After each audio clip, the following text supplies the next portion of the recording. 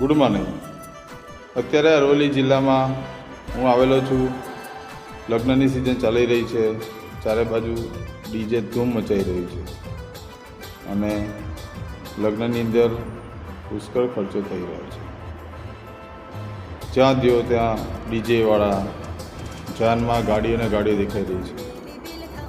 આપણા આદિવાસી લગ્નની અંદર જઈ રહ્યા છે, એન્જોય કરી રહ્યા છે। તો એક વાત કહેવાની આવે કે જે ખર્ચો લગ્નમાં કરવામાં આવે છે, ડીજે 70-80 હજારના ડીજે થાય છે, તો એ જ ખર્ચો વાલીઓ શિક્ષણ પાછળ કેમ ન કરે?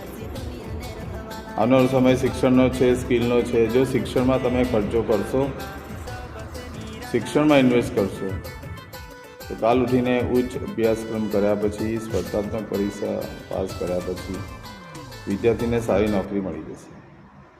મારું એટલું જ કહેવું છે કે આપણે સમાજમાં લગ્નના નામે જે બેફામ ખર્ચા કરી રહ્યા છીએ, દેખાદેખીમાં, કોઈની આર્થિક પરિસ્થિતિ સારી ના હોય છતાં પણ એ દેખાદેખીમાં ખર્ચા કરી રહ્યા છે। ડીજે છે, એ સિવાય મંડપનો ખર્ચો જુઓ, જમણવારની ડીશ જુઓ, તો આપણી સંસ્કૃતિના અનુરૂપ આપણે એટલો કોઈ ખર્ચો કરવાની જરૂર છે જ નહીં। આપણે પહેલાંના વખતમાં લગ્નમાં ભાત, દાળ અને શીરો એ જ પ્રથા હતી અને ઓછા ખર્ચામાં લગ્ન પૂરા થઈ જતા હતા। અત્યારે આદિવાસી સરકારી નોકરી કરીને સમૃદ્ધ થયો છે, લગ્નમાં પુષ્કળ ખર્ચા કરી રહ્યા છે। તો એક વિચારવા જેવી વસ્તુ કે શું આ ખર્ચો યોગ્ય છે?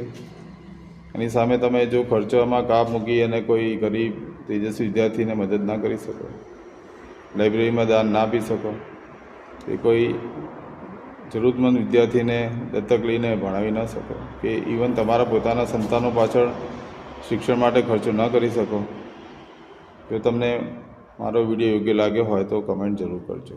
જય જવાહર।